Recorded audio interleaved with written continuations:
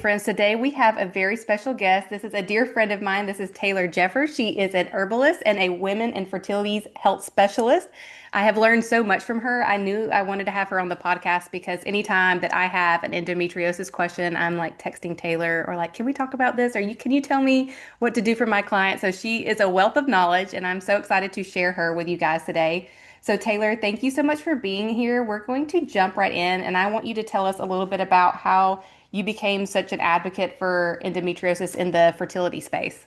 Yeah, absolutely. So this has just been a culmination of my own personal life story. I actually have stage 4 endometriosis.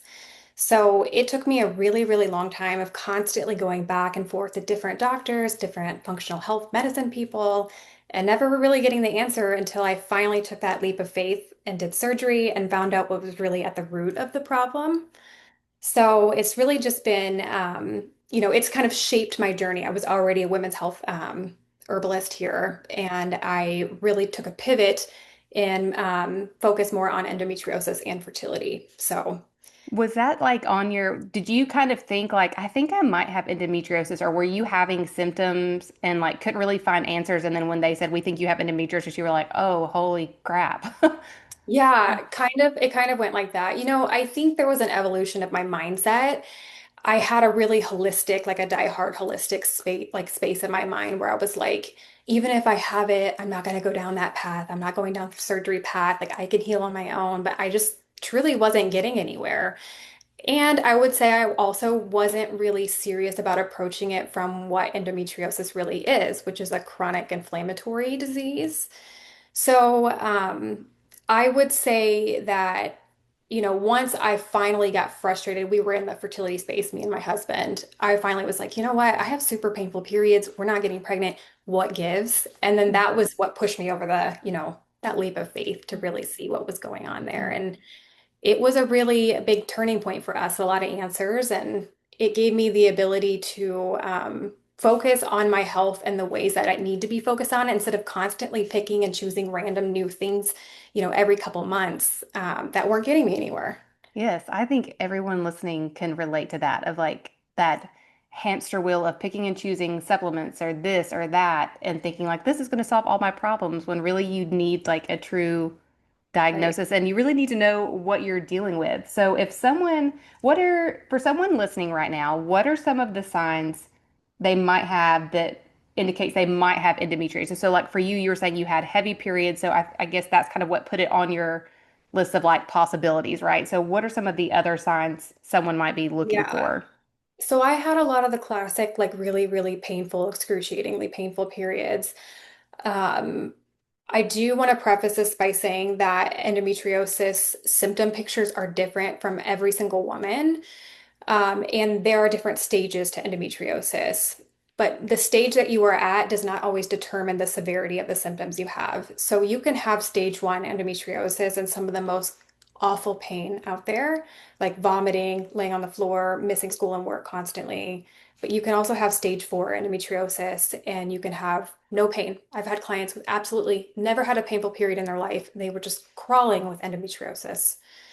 So, when I get into these symptoms, I just want people to know that, it looks different in everybody. And just because you don't have something doesn't mean you don't have endo. That's a really big piece. But some of the more common things that you'll see, of course, are the painful periods. And that can vary from mild to excruciating. Pain with sex, pain with urination, pain with bowel movements, especially that kind of like spasming or that some people might call it butt lightning. I've heard that. Yeah. Yep. That's kind of a common thing you'll see. Pain in the lower back, like lower achy back, and pain that radiates down the back of the thighs.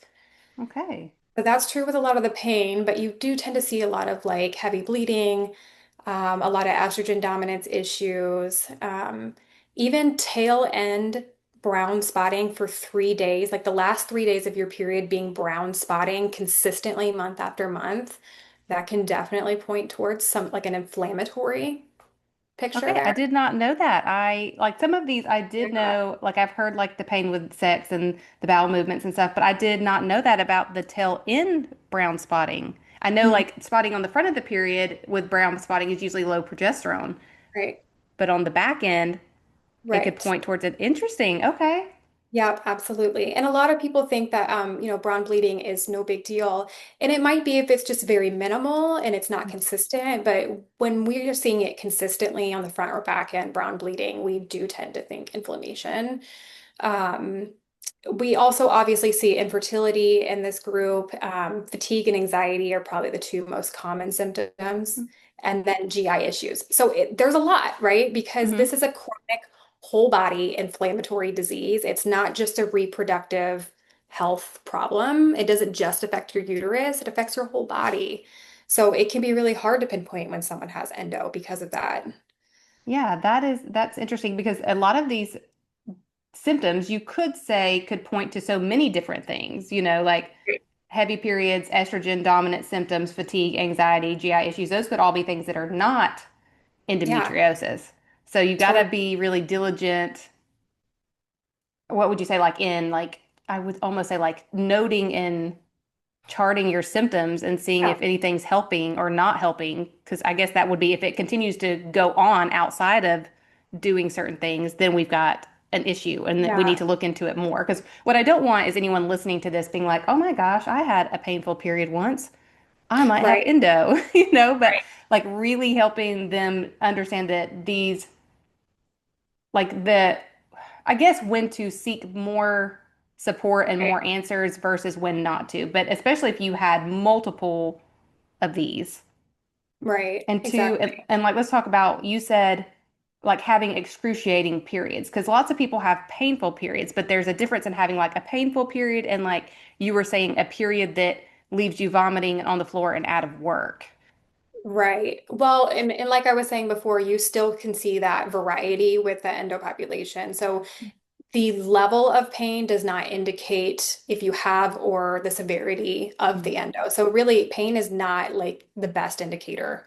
Now, if you are having excruciating pain, then I would, maybe Yes. further you along faster.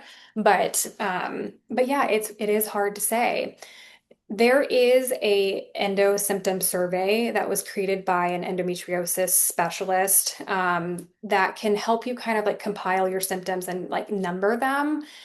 And that way she can give you like a likelihood of like, yes, this is probably endo. You should probably talk to somebody. And I'd be happy to share that with you so that Yes, yes. I kind will of, link that in the show notes, guys. I'm a data and statistics person, so I love like I would much rather take a quiz and it be like, you know what, you are leaning this way. It's time to look right. at something. Or like, hey, I don't think you're quite there. And like let the numbers make the decision for me. So I think a questionnaire is very helpful. So we will definitely link that. Um, one more thing on this topic before we go to the next question. Tell us about your periods prior to your diagnosis. So you said excruciating. So tell us just like in your experience, because we're saying Yeah. here that all these symptoms can be different for different people, but let's paint a picture of what it was like for you just to see a Yeah. real world experience. I have a very typical backstory. So right from the get-go, my periods as a teenager were excruciatingly like painful. They were extremely heavy, constantly bleeding through even my pants. Mm. Um, the fatigue was just like it dominated me basically. And it left me anemic actually for that my teenage years. Mhm. Um, once I started working on my nutrition, my inflammation, and started getting into herbs, things did get a lot better for a period of time, but then they started to slide backwards. And when I was younger, they did put me on the birth control pill to try and manage this, but unfortunately, it was just not the right one for me, and it caused a lot of ovarian cysts to rupture. Mm. So I have a history of probably over 10 ovarian cyst rupturing. And that actually did play a role in my surgery later down the road because they found what's called an endometrioma. I had two endometriomas on my left ovary, which are a different type of cyst that's more like hardened, it's blood filled, and they don't go away after like a couple months of ovulation. So they are, they're full of inflammation. They create a lot of scar tissue and adhesions, and my ovary was stuck behind my uterus. So, this is something I always like to tell people about because it's Mhm. not something that I even knew in my own fertility journey. Like, oh, yeah, it's not just about trying to manage, all of this from a holistic standpoint. I had organs that were glued together that, like, and an egg couldn't get out if it tried. Mm-hmm. Like that's like half, I had one ovary out of commission basically every time I was trying to get pregnant. So, that was a really big deal for me. And it just having the surgery freed up the organs and restored their own like natural movement and blood flow and all those things. So, Yeah. yeah. Um, and I always like to tell people this story. So, my surgery, my very first surgery was just an exploration. Like they just went inside and looked to see if I had it, and then they would go back in at a later date to remove it if I did. The painful periods leading up to it were obviously excruciating. Once I had that first surgery and I got diagnosed, I was able to tackle my inflammation. That very next period was zero pain Oh, prior to surgery. Yeah. interesting. Because now I knew what it was and I Yeah. knew what to focus on. And I think that's really important for people to know, is that you can experience these things. Yeah, Yeah. especially in this unexplained infertility space, this is where the majority of my listeners and even the people I work with, it's like we are truly dealing with an unexplained situation. Like labs are normal, they've done all the things, they're eating better, they're moving their bodies, like they've got the foundations in place. And that's, like you said, is the most frustrating part because it's like, well, we're doing everything right. But then having a diagnosis like this, or even just knowing the signs to look for, could make a world of difference because Right. then you know how to treat it, or if you need surgery or have someone look at it. So that could just, yeah, make a huge difference. So that leads me right into the next question, which is, so we've kind of talked about what it is, what some of the signs look like, and you've alluded to like how important surgery was for you. So what would you say um, is the next step if they do have the signs? So if someone's listening to this and they're like, oh my gosh, I checked the box for all of those. What would be their next step on a very small level? So we know that surgery, and we'll come back to this topic in just a second, but like on a very small scale, like something the woman listening to this whose wheels are spinning and she might be spiraling. And guys, if you are spiraling, don't spiral. This is not like a fear-mongering podcast. This is truly educational to help you and empower you because the more you know about what's going on, the more you can get the answers and the results you're looking for, which is a healthy pregnancy. So, what is something like right off the bat, the woman listening to this that she can do when this podcast is over if she thinks she checks a lot of those boxes, or even takes the symptom questionnaire we're going to put in the show notes and says, "Yep, I need to do Yeah. something." Right. So I think it just depends a little bit on like what your goals are. First and foremost, if you're focusing on your fertility, let's say you've been trying to get pregnant for maybe over a year or longer and you haven't been able to get pregnant or you keep experiencing miscarriages, that would be the time when I would say, okay, maybe we also book a consult with an endo excision specialist. Just get it on the books. Of course, there's going to be other things that we work on with your health, right? But having that exploratory surgery just to make sure they're, like in my case, removing that blockage of the ovary and things like the blockage of the tubes, things like that, that can be really helpful in that case. But in general, everybody, regardless if you do or don't do surgery, you're going to need to focus on your foundational pieces of health. So, first and foremost, I think the most important thing is acknowledging that it's an inflammatory disease. I think a lot of people get this backwards. They go straight for estrogen, and that is an important piece that we'll talk about, but it's not an estrogen disease. It's a chronic inflammatory disease. So, we need to approach your inflammation. We need to make sure your diet is supportive, anti-inflammatory, really beautiful, colorful diet.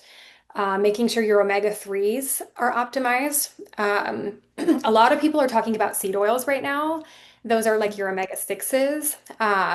And while I think that that is helpful to work on, reducing some of the omega-6s, what balances omega-6s is your omega-3s. So your omega-3 to 6 ratio is actually what will be very helpful in terms of inflammation there. So that's something that I like to do with my clients is sometimes I will even test their omega-3 to 6 ratio and then help them get on a really high quality fish oil.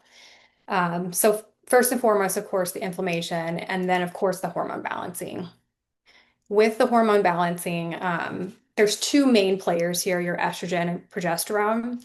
Of course, we need to support your progesterone, but we really need to support your metabolism of estrogen, just meaning how your liver is breaking down your estrogens, because there's some inflammatory pathways that can cause more symptoms and more growth of things. And then there's that anti-inflammatory pathway. So that's a really big thing for endo. I see that a lot is that pathway gets disrupted and they're going down like the bad pathways. Um, but yeah, so we focus on those two main things, and we might have to take it a step further with some people with gut health, but that's the two foundational pieces for a lot of people right there. So we said looking for an endometrious excision specialist. So they could Yeah. literally type that into Google, right? Like endometrious excision specialist near me. And then the next would be focusing on anti-inflammatory foods, like you said, very colorful and like vegetables like broccoli. Was it cruciferous vegetables? Yeah, Yeah. lots of dark, colorful berries. Berries are really powerful. Yeah. Yeah. Okay. So that's two really good steps. And then you were talking about the omega-3. So let's talk about that for just a second because I bet there's people listening that have already been taking an omega-3 and they're like, well, I take omega-3 and that hasn't changed anything. And me and you have talked about this previously, so I kind of know the inside scoop, but tell those listening like why the omega-3 they take matters and why having the right one. And even this testing you were telling about, like the ratio shows us that not all omega-3s are created equal. Yeah, this is something I learned way too late in the game. I was like disappointed. Like we test everything, but we don't test your omega-3s. So we don't have proof that what we're giving you is actually working. And when I was started to test people, I was finding out that the omega-3s that they were taking, even though they were like the really common, really respected brands, they were not moving the needle for their omega-3 status. And so I would say if you're not seeing improvement in your symptoms, then it's not working. And the reason why this is really important to get a very high quality fish oil is because fish oil, just like seed oils, are not shelf stable. So they're very prone to like breaking down under heat and light and oxidizing, which means they become inflammatory. So if you don't have a really shelf stable fish oil, then it's actually adding to your inflammation rather than taking away. And it should be taking away. Yeah, especially, speaking of time and money and not knowing the issue, it's like, okay, we know this might be an issue. We want to take, the first thing we all want to do as humans is take a supplement, But if you're already taking omega-3s and it's not working, this could be really Yeah. eye-opening. And so and you're saying like with your clients, the test that you do that's looking at those omega-3s and 6s can tell you if the omega-3 is working or not working, right? Yeah, definitely. So research has come to a consensus that we want your omega-6 to 3 ratio to be 3 to 1 or less, like 1 to 1 or 3 to 1, basically. If you're not in that range, then it's not having the anti-inflammatory power that we want it to.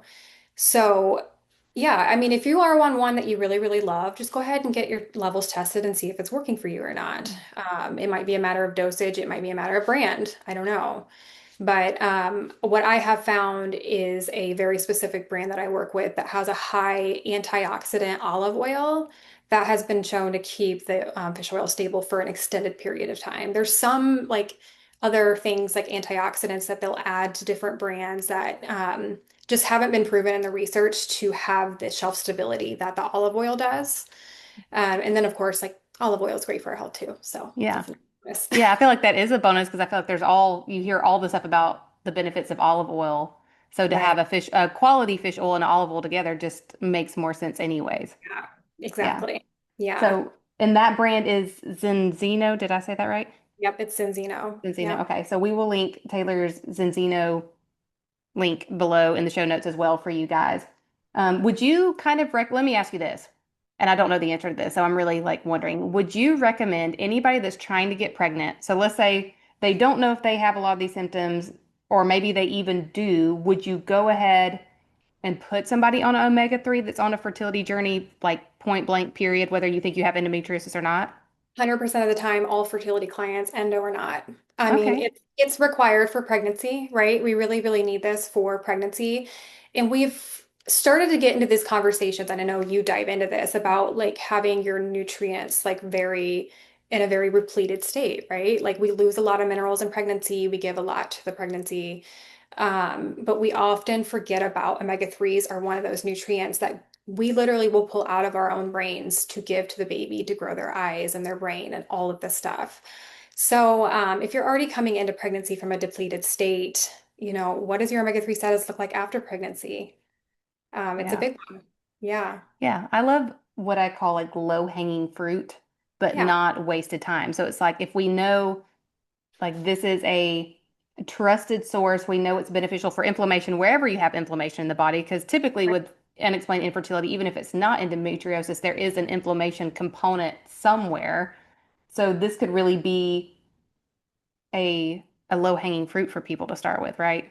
Yep, I would agree. Yeah, Yeah. there's been some cool research on omega-3s. I was just reading one about it's called, I have it open on a tab right now. It was called Prolonging the Female Reproductive Lifespan and Improving Egg Quality with Omega-3 Fatty Acids. And so I really like this like reproductive fertility longevity Mm. conversation that they're having, like improving your egg quality in such a way that like it's supporting, your fertility much longer. I think that's really, really cool. Would this apply too to like women that are older? So women in their late 30s, early 40s too could Yeah. really benefit from this then, right? Is what kind of that article saying? Or are they saying like longevity of like how long you can have children? Yes, I think that that's kind of what they're pointing towards. It's like Yeah. reducing enough of the oxidative stress so that you're supporting your reproductive lifespan longer. Yeah, Yeah. that is really like that's really neat. Now, Yeah. even as I'm just sitting here listening, to you, I'm like, I want to go get some fish oil. I want to go get some I Encino know. now. It's so, like when you dig into it, it's actually really, really exciting. And like you said, it is a low-hanging fruit. It's just so simple. It's food-based Yes. and yeah. Yeah, and I love like simple and not when we talk about like we even kind of alluded to this at the beginning of the episode, but like where people are just guessing and they're just grabbing things. So they're grabbing a CoQ10 or a magnesium or whatever, and it's like not that those can't be beneficial, but specifically what your body needs is going to be different. But I think there's also a difference in things like this. Like we were saying, like pretty much everybody has some sort of inflammatory process. If you do have endometriosis, it will be beneficial. So it's like it's not guessing, it's more strategic as far Hmm. as like picking supplements or things to put into your routine. Right. Yeah. Exactly. Yeah. Um, and I know, so me and Taylor, you guys have talked about this episode for a long time, and we know it needs two parts. So we will definitely do a part two, and I don't want to get too deep into this because I think this will be really good for the next part. But Taylor, you were alluding to how much like surgery was a really important piece of the puzzle. So we've talked about like how they need to look up an endo excision specialist. They can Hmm. get their omega-3s tested. They can do this endo symptom questionnaire. They can start taking this supplement to reduce inflammation, even if they don't have endometriosis, like a really great place to start. But I guess instead of going to all the specifics of the surgery and why it works, like why is it so important to consider this surgery? Because there are some people that'll be like, oh my gosh, I don't want to do surgery. Like that sounds so invasive and so big. But why would it be so important for someone to consider it? I guess, like, why is the surgery so important? And I was that person for a long time. I Yeah. was really, really scared. And then once I got over the hurdle, I was like, what was that? That was nothing. Like, so yeah, I mean, it wasn't nothing, but it was a lot less scary than I thought it was going to be. I think it's, I have heard some excision specialists explain it this way. The lesions of endometriosis produce their own hormones and their own inflammation. So cutting out the lesions is literally like cutting out inflammation. I have heard that like verbatim, and I would have to agree. There's a lot of people that just feel drastically better immediately after surgery. So that's one piece. It's going to really be supportive in that way, reducing the inflammation, but also restoring, um, your anatomy. And like in my case, like my organs were glued together, and I had basically one non-functioning ovary in terms of fertility. And some women can have, their ovary glued to their rectum or their like Mm. intestines that are right nearby or their bladder. I mean, it can really free up a lot of restrictions in the body. And so just the physical blockages that are stopping you from getting pregnant. And then also, I have a lot of clients who it improves their symptom experience because when things are tugging and pulling on each other and they're like glued together, that hurts. Mm-hmm. And sometimes there's not a lot we can take to fix that, like we have to unglue the organs. Yes. So there are situations like that. And I know surgery is really, really scary. Unfortunately, it is really the only way to diagnose right now. We have some new cutting edge things coming out, hopefully that will help us. If you are somebody who is like, I am way too scared to do that, but I still want to know, There is an endometriosis excision specialist that has more advanced MRI imaging that is more likely to pick it up. This is not something that your standard like ultrasound, MRI tech, or anybody can see. They have additional training and they have different machines. Um, and the one I know about specifically, I believe it's in Miami. So that is an option. Yeah. I've definitely considered it for myself just to see where I'm at post surgery, but it doesn't have to be scary. I think people should just, if it's a door you're willing to knock on, just go meet with the surgeon and say hi. You don't have to agree to anything, you Yeah. know. Just go like alleviate some of your fears and answer some questions and then, put it on the books later on if you want to. And So, with the when they do the, correct me if I'm wrong, because you're the one that's actually done this, but with the exploratory surgery, so usually they'll go in, they'll do exploratory surgery, and if they're while they're in there, they'll clean out what they can yeah, clean out while they're already in there. So your exploratory and your surgery can possibly be in one sitting. And that exploratory surgery, meaning for those listening, meaning like they're just going in to look. That's laparoscopic, right? Which is very small. Like, did you just have like a teeny tiny incision like around both hips? Like, this is not they're not cutting you open, they're not filleting you open. right, It's not right. super. I mean, I know any kind of surgery is invasive, but just to make it not seem so scary, like this is a laparoscopic, more mild. It's more minimal, minimally Yes. invasive. Yeah. Yeah. So they do the standard these days is the robot that they Mm. use. And so they're just making those 2-inch incision and looking with a microscope or a camera. Yeah. So so yeah. So it doesn't have to be as scary as it sounds. It can be as easy as like, hey, I think I have symptoms. I'm gonna go talk to a specialist. Maybe I do exploratory because it is more minimal. Like if that's, in the budget and we're in the headspace for it, and that could give them a wealth of information just based on So that. the actual like excision surgery is also laparoscopically. Okay. So yeah, and most surgeons will do that all at the same time. So like if you're worried about like, one or the other, I would just go ahead and do it all because it is minimally invasive both Yeah. ways. Yeah, while But they're yeah, already in there.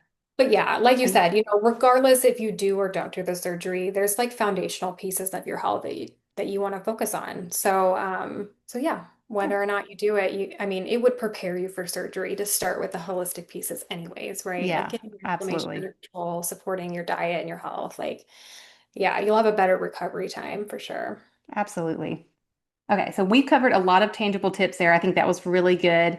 To close us out, tell us what is one piece of like emotional support advice you would give someone. So maybe someone's listening to this, they feel like, they have now diagnosed themselves with endometriosis, they're feeling overwhelmed.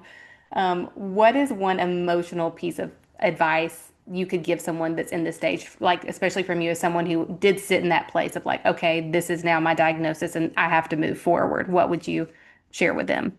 Yeah, I mean, for the people that are still wondering, I would say the most important thing is to believe yourself and like take yourself seriously. Like if you're having symptoms like this, don't compare yourself to somebody else. It is different for everybody. One person may have great relief with ibuprofen, and the other person can take the whole bottle and they don't have any relief. Both can have endo. So I always like to tell people like take yourself seriously and take what your body is telling you seriously. You deserve a better quality of life. And I always tell people like even if natural things aren't working, you deserve a good quality of life, right? So, Absolutely. Yeah. yeah. So like like don't doubt yourself, trust your intuition. Yeah, you don't have to tough it out just for the sake of being holistic. Like you Mm. you, you deserve a better quality of life for sure. So, Absolutely. So yeah. good. So good. Taylor, thank you so much for being here. I've kind of alluded to the fact that I'm gonna have some links for them in the show notes, but tell them where they can find you. If someone's listening to this and they're like, I want to talk to Taylor some more, what is the best place to find you, how to work with you, all that good stuff. Absolutely. Well, I'm a virtual consultant, so they can find me at my website, which is lionheartedherbals.com. I am on social media. You can find me on Instagram. I'm not super active anymore, but yeah, I do virtual consults that way. That's amazing. Thank you so much, Taylor.